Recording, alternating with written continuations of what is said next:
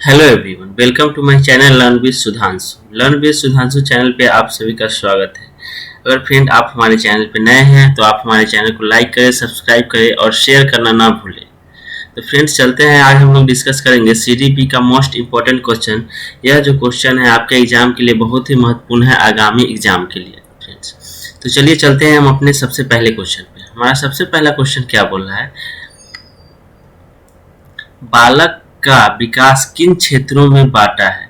Friends मैं आपको बता दूं कि जब भी डेवलपमेंट की बात होती है, हम डेवलपमेंट में से बात करते हैं बालक के, तो वहां पे हमारा क्या होता है,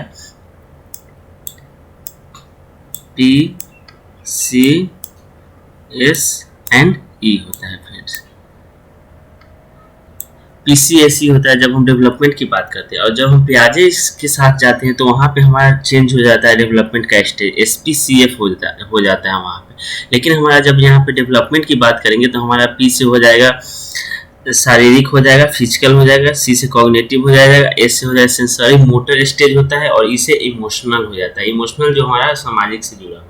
तो फ्रेंड्स चलते हैं हम अपने ऑप्शन पे। हमारा ऑप्शन क्या बोल रहा है, गामक बोल रहा है, तो गामक तो होगा ही नहीं।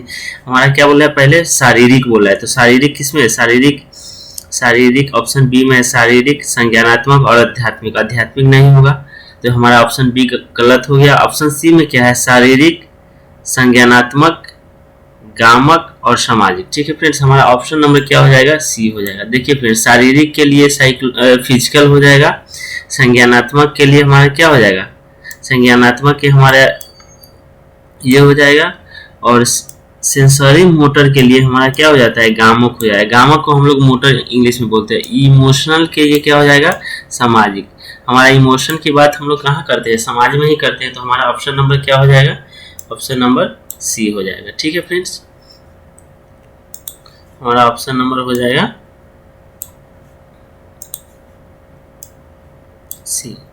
चलते हैं हम अपने अगले क्वेश्चन पे। हमारा अगला क्वेश्चन क्या बता रहा है, निम्नलिखित में से कौन सा सिद्धांत यह दर्शाता है कि विकास दिशात्मक है सिर से पैर की ओर, यानी कि विकास किस दिशा में हो रहा है, सिर से पैर की ओर हो रहा है। फ्रेंड्स मैंने आपको पिछली कक्षाओं में भी बताया है कि विकास दो प्रकार के होते हैं। एक तो होता है सिर से पैर की ओर, और एक होता है सेंटर से बाहर की ओर। हमारा ये सेंटर है, सेंटर से बाहर की ओर।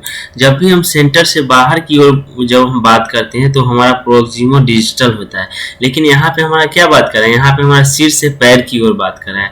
तो सिर से पैर की ओर जब हम बात करेंगे तो हमारा शीर्षगामी हो जाएगा, सेफेडोकार्डल हो जाता है। सिर से पैर की ओर होता है तो क्या हो जाएगा, सेफेडोकार्डल हो जाएगा। ठीक है फ्रेंड्स, चलते हैं हम अपने अगले क्वेश्चन पे। हमारा अगला क्वेश्चन क्या बोल रहा है कि राघव जब शिशु था, यानी कि क्या बोल रहा है कि राघव जब बच्चा था तब उसने माता पिता के स्नेह से वंचित रखा गया। क्वेश्चन हमारा बोल रहा है कि राघव जब छोटा सा बच्चा था तो उसके माता पिता से क्या रखा गया, उसके माता पिता से प्यार नहीं मिला। ठीक है, और बाल्य अवस्था के आगे चरण में वह बहुत संवेदनशील अध्यापक मिले, फिर भी उससे लोगों पर विश्वास करने में परेशानी होती है और वह जोखिम लेने का साहस नहीं दिखा पाता है। राघव के विषय में विकास का कौन सा मुद्दा एकदम स्पष्ट रूप से वर्णित है। फ्रेंड्स मैं आपको सबसे पहले बता दूं कि जब भी आप इतना बड़ा क्वेश्चन देखेंगे तो उसको देख करके घबराना नहीं है। फ्रेंड्स जब बड़ा क्वेश्चन रहता है तो उसका आंसर बहुत ही आसानी से मिलता है। देखिए फ्रेंड्स, जब कोई छोटा बच्चा है, उसके माता पिता से प्यार नहीं मिला है, और वो आगे चल के उसके टीचर बहुत ही संवेदनशील है, उसको प्यार भी देते हैं, उसके साथ विश्वास, लेकिन वह क्या करता है, अपने टीचर पर विश्वास नहीं कर पाता है। ऐसा क्यों होता है, ऐसा फ्रेंड इसलिए होता है, हमें साइकोलॉजी में पढ़ाया जाता है कि जब भी बच्चा का जो प्रारंभिक अवस्था होता है उसमें जो जैसा उसके साथ व्यवहार किया जाता है वही अनुरूप आगे चल करके वह लेता है। यानी कि बच्चे का सबसे ज्यादा विकास, संवेदनशील विकास कौन से होते हैं, बाल्य क्या बोलते हैं, शिशु जो होता है 1 से 5 वर्ष के बीच के लगभग होता है, उसी में सबसे ज्यादा उसका विकास होता है। उसमें जैसा उसके साथ व्यवहार किया जाएगा उसी का असर हमें आगे चल करके देखा जाएगा। ठीक है फ्रेंड्स, तो चलते हैं हम अपने अगले ऑप्शन पे। हमारा ऑप्शन क्या है, निरंतरता और अनिरंतरता का मुद्दा। ये तो हमारा होगा नहीं।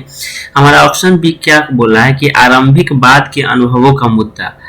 इसको देखते हैं। उसके बाद अगला क्वेश्चन, अगला है हमारा ऑप्शन प्राकृतिक पालन पोषण का मुद्दा। ये भी नहीं, ये तो प्राकृतिक है ना, नेचर के बाद बोल रहा है, यहाँ पे नेचर नहीं होगा। एक रूपता व्यक्तित्व का मुद्दा नहीं, हमारा क्या हो जाएगा, ऑप्शन बी हो जाएगा, आरंभिक बाद के अनुभवों का मुद्दा। यानी कि शुरू में जो उसका अनुभव है उसके बाद के अनुभवों पर क्या विश्वास करता है। ठीक है फ्रेंड्स, आपको हम समझ में आ गया होगा, हमारा क्या होगा, आंसर बी हो जाएगा। ठीक है फ्रेंड्स, चलते हैं हम अपने अगले क्वेश्चन पे। हमारा अगला क्वेश्चन क्या है, वह खेल जो बच्चों को दूसरे के विचारों, विश्वासों और भावनाओं को समझने में क्या करती है, सहायक होता है, क्या कहलाता है।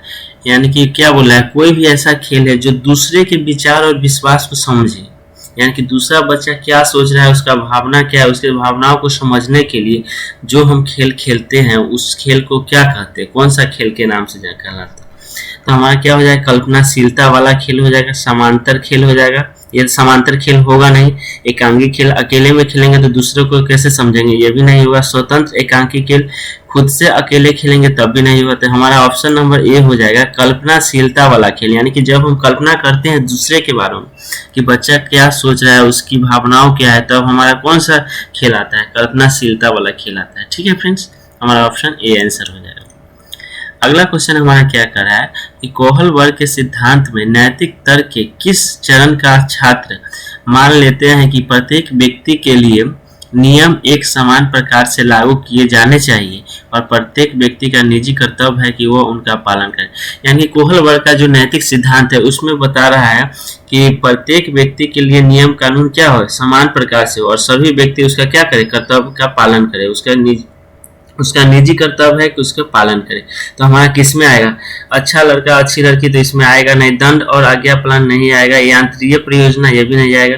ये क्या आ जाएगा, सामाजिक क्रम को बनाए रखने के लिए। सामाजिक क्रम को बनाए रखने के लिए क्या करना होगा, नियम एक प्रकार से लागू करना होगा। ठीक है फ्रेंड्स, तो ऑप्शन नंबर डी हमारा आंसर हो जाएगा। चलते हैं हम अपने अगले क्वेश्चन पे। हमारा अगला क्वेश्चन क्या बोल रहा है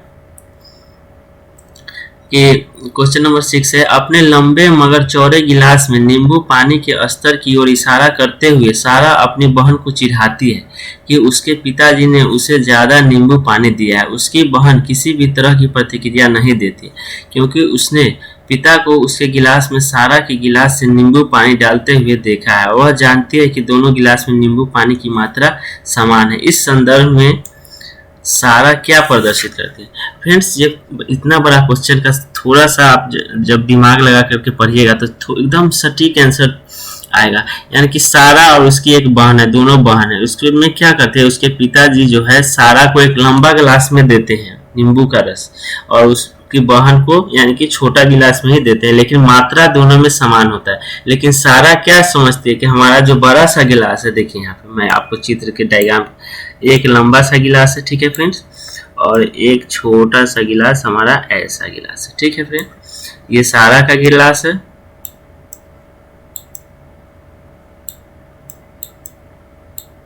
ये उसकी बहन का गिलास है।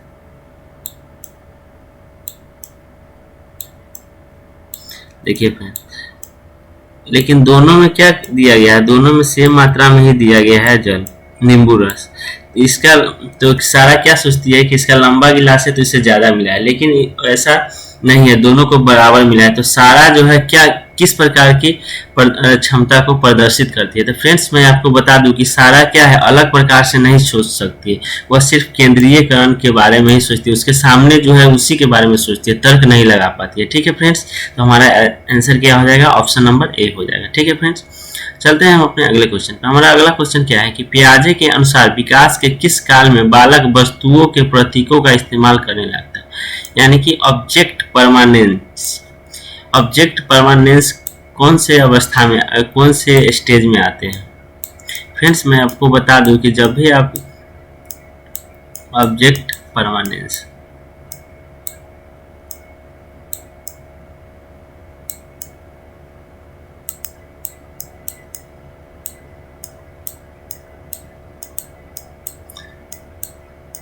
ऑब्जेक्ट परमानेंस जो हमारा आता है फ्रेंड्स, हमारा पूर्व सक्रियात्मक काल जो होता है, प्री ऑपरेशनल स्टेज, उसी में आता है। हमारा दूसरा स्टेज है ना, प्री ऑपरेशनल स्टेज, हमारा क्या पियाजे का क्या चलता है, S,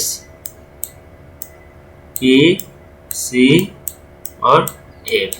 हमारा ये जो दूसरा स्टेज है इसी में हमारा क्या आता है, ऑब्जेक्ट परमानेंस बच्चा में आ जाता है। ऑब्जेक्ट परमानेंस कौन से स्टेज में आता है, दूसरे स्टेज में आ जाता है। ठीक है फ्रेंड, तो हमारा आंसर कौन सा हो जाएगा, हमारा आंसर ए हो जाएगा।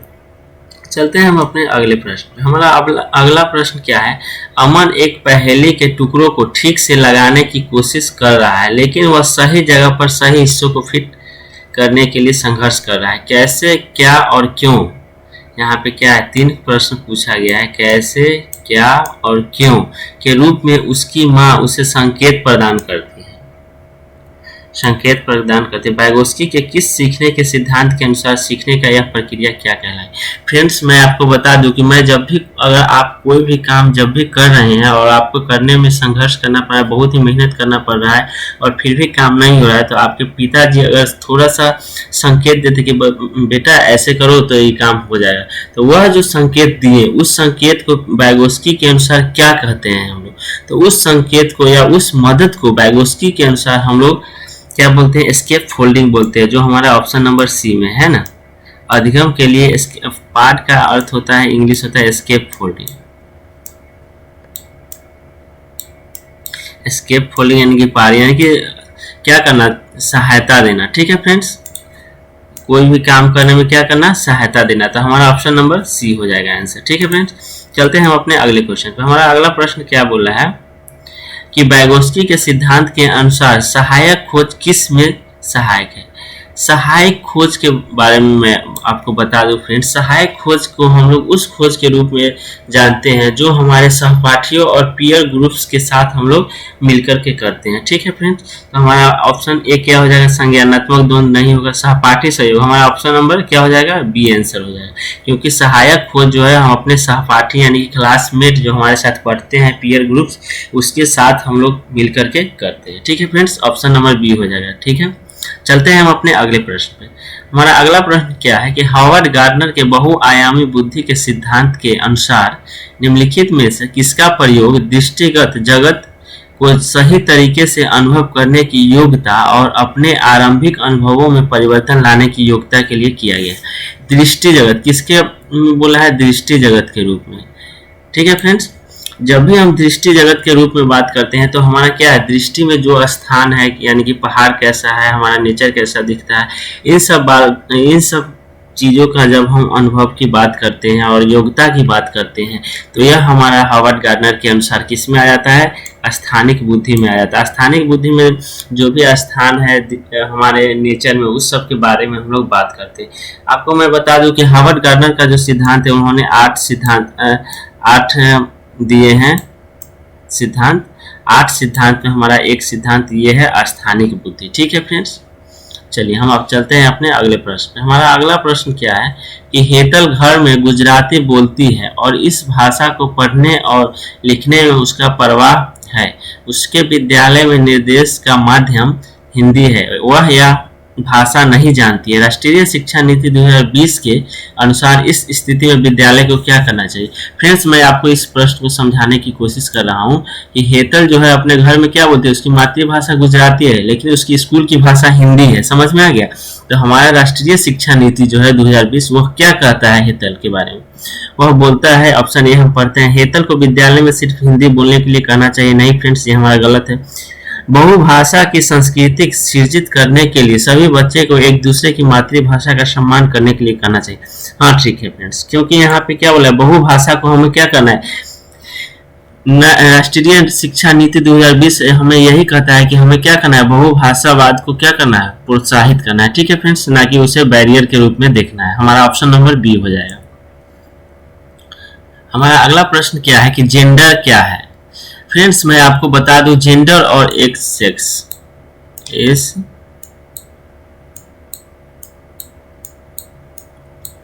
ये दो शब्द जो है आपको हर एग्जाम में एक प्रश्न इससे आते ही हैं। फ्रेंड्स, मैं आपको बता दूं, जेंडर जो है हमारा सामाजिक के द्वारा बनाया गया, क्या है, सामाजिक के द्वारा बनाया, सोशल के द्वारा यानी कि सामाजिक के द्वारा बनाया गया हमारा यह वर्ड है। जबकि सेक्स जो है यह हमारा बायोलॉजिकल है, यह हमें यह बताता है कि हम मेल है या फीमेल है जन्म के समय। ठीक है फ्रेंड, यह हमारा क्या है, बायोलॉजिकल है। तो हमारा ऑप्शन क्या है, जेंडर, जन्म के समय निर्धारित होता है, नहीं, जन्म के समय हमारा किससे, सेक्स से निर्धारित होता है। अनुवांशिकता विशिष्ट द्वारा पूर्व निर्धारित होता है, ये भी नहीं होगा। सामाजिक संरचना द्वारा आरोपित है। ठीक है फ्रेंड्स, हमारा ऑप्शन नंबर सी हो जाएगा, क्योंकि जेंडर जो है हमारा किसके द्वारा बनाया गया, जेंडर जो होता है हमारा समाज के द्वारा बनाया जाता है। ठीक है फ्रेंड्स, ऑप्शन नंबर सी हो जाएगा। चलते हैं हम अपने अगले प्रश्न में। निम्नलिखित में से क्या प्रगतिशील कक्षा की विशेषता नहीं है। फ्रेंड्स, जब भी आपको प्रश्न पढ़ना है तो जब प्रश्न में नहीं आ जाए तो आपको आंसर देते समय बहुत ही सावधानी पूर्वक आंसर देना है, क्योंकि उसमें 3 ऑप्शन सही होगा और कोई एक ही ऑप्शन होगा जो गलत होगा। ठीक है फ्रेंड्स, तो हमारा क्या बोलते हैं, प्रगतिशील कक्षा के लिए बच्चों को सक्रिय रूप से सहभागिता, ये सही है। लचीला समूह गठन करना, यह भी सही है। गतिशील अध्यापक, सही है। दंड और पुरस्कार का प्रयोग, फ्रेंड्स मैं आपको बता दूं कि हमारे जो भी सिलेबस है या जो भी साइकोलॉजी है उसमें दंड को क्या माना गया है, दंड को एक अभिशाप के रूप में देखा जाता है। ठीक है फ्रेंड्स, दंड को वर्जित किया गया। हमारी राष्ट्रीय नई शिक्षा नीति भी 2020 जो है उसमें भी दंड को मान्यता नहीं दिया गया है। ठीक है फ्रेंड्स, तो चलते हैं हम अपने अगले प्रश्न पे। हमारा अगला प्रश्न क्या बोल रहा है कि खुशबू ने बच्चों की अवधारणाओं के प्रति समाज का आकलन करने के लिए नई विधि का प्रयोग किया। उसने बच्चों से कहा कि वह एक उत्तर के लिए जितना संभव हो सके अधिक प्रश्न बनाए। शिक्षा अधिगम का उपाय, यानी कोई खुशबू एक टीचर है, उन्होंने अपने बच्चों को हमारा जो समाज है उसके प्रति कंसेप्ट बिल्डिंग करने के लिए कोई प्रश्न देती है। ठीक है फ्रेंड्स, और उसमें बच्चों को बोलती है कि आपको जितना अधिक से अधिक संभव हो सके आप उस प्रश्न का उत्तर दें। ठीक है फ्रेंड, तो इसमें यह जो हमारा मेथड है, इसमें खुशबू अपने बच्चों से कैसा मेथड या कैसा अध्ययन की प्रणाली का प्रयोग कर रही है। फ्रेंड्स, मैं आपको बता दूं, इसमें हमने बच्चों का ध्यान रख के, बच्चे को सेंटर में रख करके जब हम बात करते हैं तो हमारा वह कौन सा होता है, बाल केंद्रित होता है। ठीक है फ्रेंड्स, इसमें बच्चे का ध्यान रख करके हमने प्रश्न को बनाया है। ठीक है फ्रेंड्स, पास्ट पुस्तक होगा नहीं, उपदेशात्मक नहीं होगा, कंठस्थकरण ये भी नहीं होगा, हमारा ऑप्शन नंबर ए हो जाएगा। ठीक है फ्रेंड्स, चलते हैं हम अपने अगले प्रश्न पर। हमारा अगला प्रश्न क्या है कि एक समावेशी कक्षा में सहयोगात्मक प्रणाली और संयोजक अधिगम को क्या करना चाहिए। फ्रेंड्स, आपको मैं बता दूं कि सहयोगात्मक प्रणाली का मतलब होता है एक दूसरे से सहयोग लेकर के, और संयोजक अधिगम का मतलब होता है दूसरों के साथ हम क्या करें, अधिगम करें, यानी कि पीयर ग्रुप्स के साथ। तो हमारे कक्षा में एक समावेशी विद्यालय, उसमें क्या करना चाहिए। फ्रेंड्स, मैं आपको बता दूं कि समावेशी विद्यालय में बहुत प्रकार के स्टूडेंट होते हैं। कोई मीडियम स्टूडेंट होता है, कोई गॉड गिफ्टेड स्टूडेंट होता है, कोई बहुत ही मंदबुद्धि स्टूडेंट होता है। तो इन सब के साथ सहयोगात्मक प्रणाली करके हमें क्या करना है, संयोजक अधिगम करना है। तो ऐसे अधिगम को हमें क्या करना चाहिए, कक्षा में बढ़ाना चाहिए, प्रोत्साहित करना चाहिए, ताकि क्या हो सके, बच्चा जो है एक दूसरे से सीख सके। तो हमारा आंसर क्या हो जाएगा, हमारा आंसर हो जाएगा ऑप्शन नंबर बी, सक्रियता से प्रोत्साहित करना चाहिए, यानी कि बढ़ावा करना चाहिए। ठीक है फ्रेंड्स, आज हमारा लास्ट क्वेश्चन यही था। अब तो आप लोग अगर हमारे चैनल पे नए हैं तो आप हमारे चैनल को लाइक करें, सब्सक्राइब करें और बेल आइकन को दबाना ना भूलें, ताकि हर वीडियो का नोटिफिकेशन आप लोग तक पहुंच सके। धन्यवाद फ्रेंड्स, मिलते हैं हम अपने अगले क्लास में।